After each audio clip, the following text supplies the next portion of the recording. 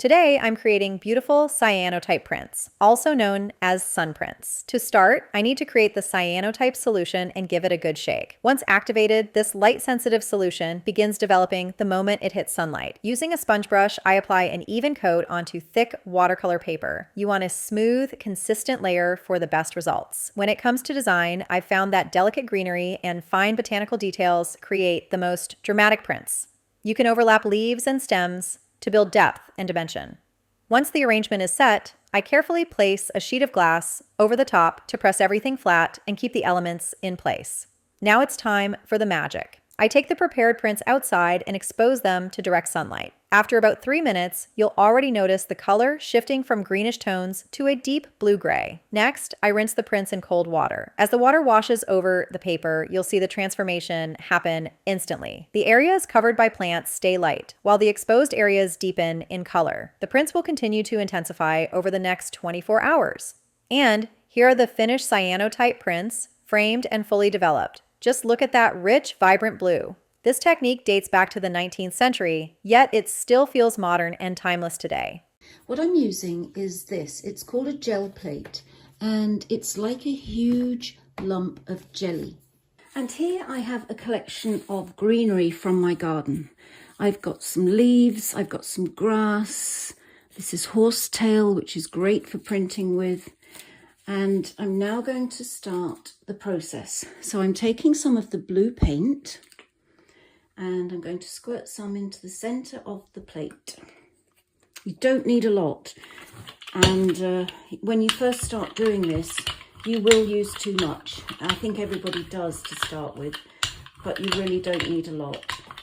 And to move the paint around, you need to put the brayer onto the plate, move the paint and then lift it back up again. And it's as simple as that. Then I'm going to take some greenery. That's some grass. I'll put a leaf here. Some of the horsetail there. And what else have I got? I've got a sweet pea flower. So let's put that underneath there. And then taking just a piece of regular printer copy paper, I'm going to put that down on top of my greenery and pressing fairly hard, making contact with the plate, I'm going to remove as much of that blue paint as I can. Okay, and then here we have the negative image of what is on the gel plate. Then going to remove the greenery, and you will see that I am left with the imprints now of the leaves and the flowers. So I have to leave this now for a few minutes. Here is my print that I took off. To leave that just to dry. This is dry now. And so now I want to pull this print, and it's obviously dry, so I'm going to have to put something on top of it in order to remove the blue paint. And to do that, I'm going to use a different colour. You can use white. It needs to be a light colour, something that's lighter than the image you've got on there. So I'm going to put some of that onto my plate, and using my brayer again. Really needs to be quite fine and thin. And what it's going to do is this wet paint is going to reactivate the dry blue paint underneath.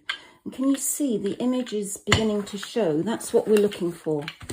And placing that on top, again, I now smooth the paper down, making sure it makes contact with the whole plate.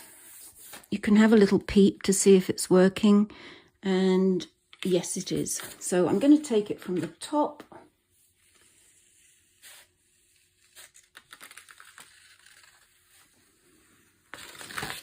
And there you are. Now you can see, we can see all the fine details in this grass here. And look at the veining on the leaves. And even the flower. Really pretty.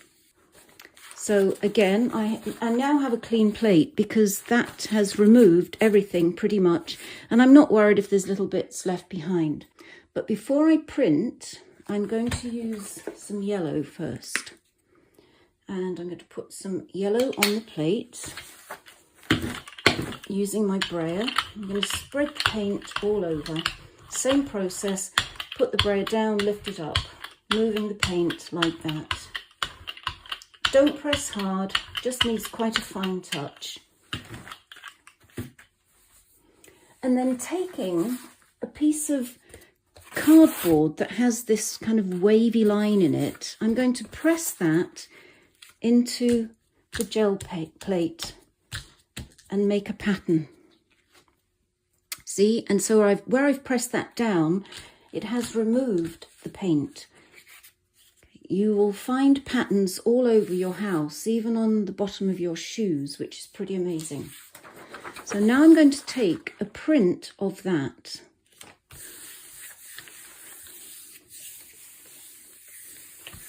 Okay. Pull it up, and I've got a sheet of yellow paper, but it's got a white wavy line on it. I'm going to leave that paint on there, and I'm going to now put down some red paint.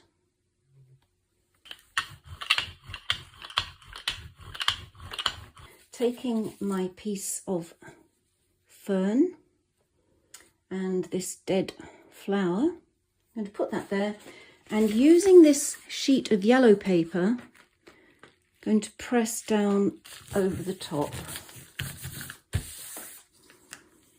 Okay, so here we now have again the negative image like this one, but now I've got it on a really interesting background. So that's a piece of art in itself now.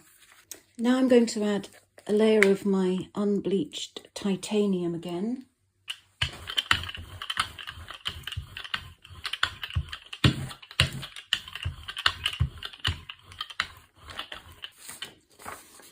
Lay that on top.